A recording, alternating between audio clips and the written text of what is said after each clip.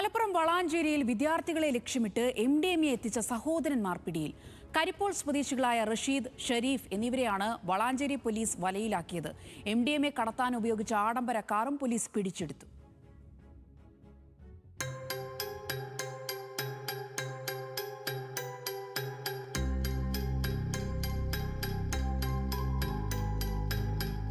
വളാഞ്ചേരി അതവനാട് മാട്ടുമൽ പ്രദേശത്ത് MDMA കച്ചവടം നടക്കുന്നുണ്ടെന്ന രഹസ്യവിവരം പോലീസിന് ലഭിച്ചിരുന്നു.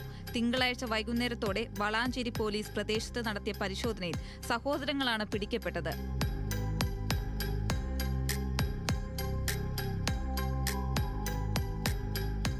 കരിപ്പോൾ പട്ടർക്കല്ല് സ്വദേശികളായ പറമ്പൻ റഷീദ്, ഇയാളുടെ സഹോദരൻ പറമ്പൻ ഷെരീഫ് എന്നിവരെ വളാഞ്ചേരി പോലീസ് അറസ്റ്റ് ചെയ്തു.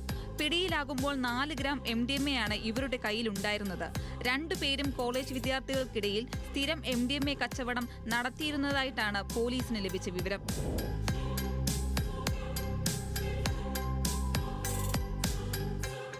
പിടിയിലായവരിൽ ഒരാൾ മറ്റ് ലഹരി കേസുകളിൽ പ്രതിയാണെന്ന് പോലീസ് അറിയിച്ചു.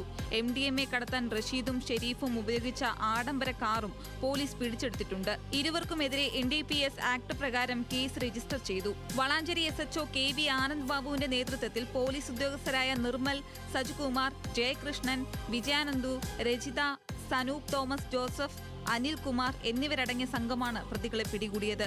പ്രതികളെ തിരൂർ കോടതി റിമാൻഡ് ചെയ്തു.